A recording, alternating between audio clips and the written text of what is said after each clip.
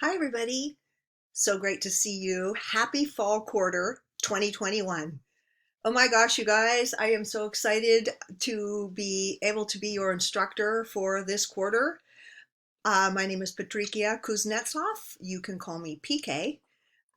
Professor PK, PK, Professor Kuznetsov, whatever you feel like saying. My family and friends call me PK because Patricia Kuznetsov often trips people up. So if you have a hard to pronounce name like me, you know the drill.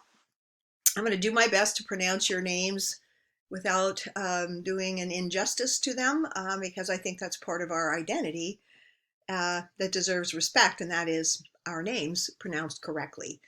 All right, let's see, what do I want to tell you? So this quarter, I opted to teach online, and I had to make my decision which modality.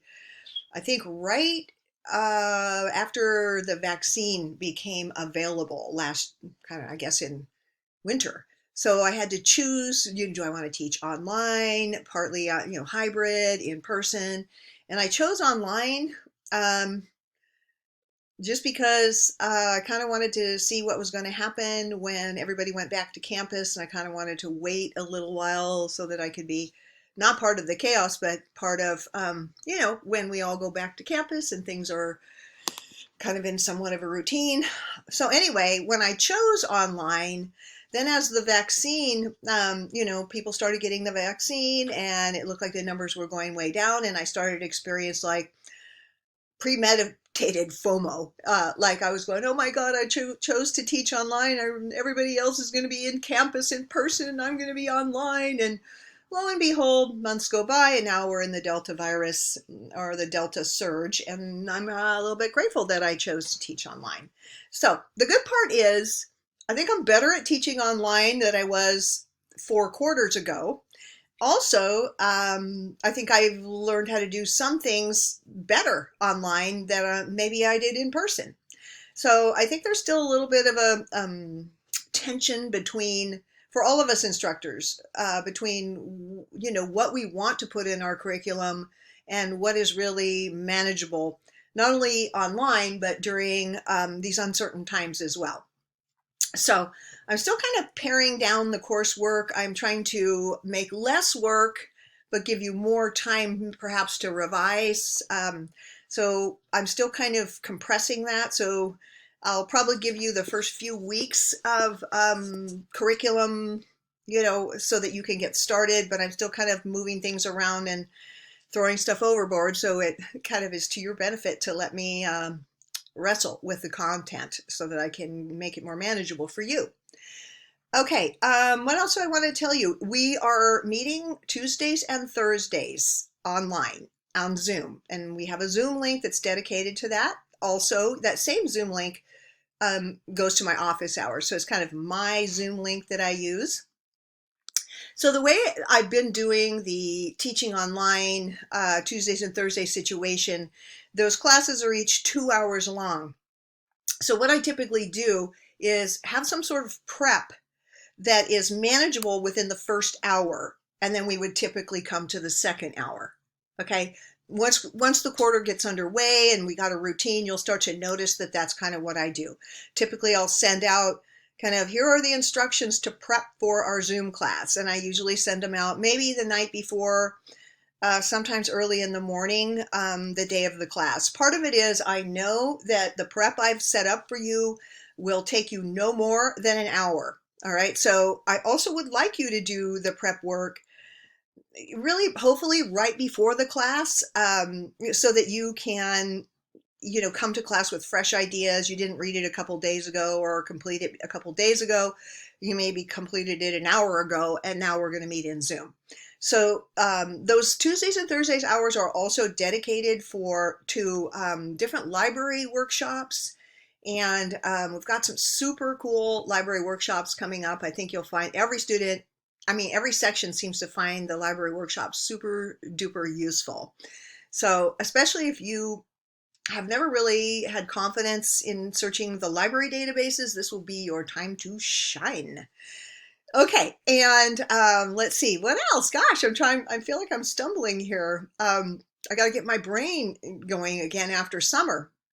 So the way the course is set up is, I'm still working on it, but it's going to be, a couple of short responses, a few short essays, a midterm, which is really only a 20 question quiz, but I got to call it a midterm apparently, to satisfy GE or admin. I have to have at least one objective test. So our midterm is a 20 question test, and it is on the logical fallacies and the language of argument. All right. And I call it the core concepts test.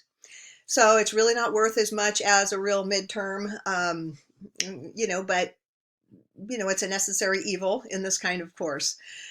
Let's see. The uh, I want to try and include some things like Flipgrid or, I don't know, TikTok, things that you might be good at that I'm not. If you think it can enhance our classroom experience and not exclude people, then maybe you could contact me and, perhaps teach our class how to use some kind of, I don't know, whether it's an app that it seems like it was called Meet Me or Meet Up, or I don't know, the last quarter or the quarter before, the students were using an app to talk to each other. So I'm hoping that you guys, especially after several quarters online, have probably found some through your other courses and just through your lively interrelationship with technology, can probably teach our class how to use some kind of cool elements that will enhance our experience in English 145. Okay, so the culminating aspect of this course, which will be extremely memorable for you, is going to be the college level research paper. If you've written a research paper at the high school level, kudos to you. You at least have a little bit of, I don't know, heads up. But typically students say, wow, I wrote a research paper in high school and it was nothing like the one that we wrote in English 145. So English 145 is, geared to setting you up to write at the college level, to write for and think in all of the other courses you're going to take. So that's really a cool thing about English 145, is that it's a real world course that you can use every day, thinking about why arguments are solid or why they're not, or, whether you should or should not be convinced by something, whether something's fallacious. Maybe you've heard of like slippery slope or ad hominem. We're going to look at those as well. Our whole class is focused on argumentation, meaning that, it might not be arguing that somebody change their mind as much as we kind of persuade them that our words are worth listening to. Okay, so it isn't always, hey, I'm going to convert this person. A lot of times is, I want them to engage with my ideas and, come out thinking, wow, I never thought of it that way. That's good enough. You don't have to reinvent the wheel. Okay. I try to be upbeat. I've been teaching for a lot of years. My first group that I taught was Gen X. And let me tell you, those were some hard-working students. That was before the internet. They, wow, they worked their butts off and they never questioned anything. And then along came the millennials. They were a tough audience. That's all I'm going to say. Then comes Gen Z. I am so grateful you guys are here. Gen Z, you are our hope for the future.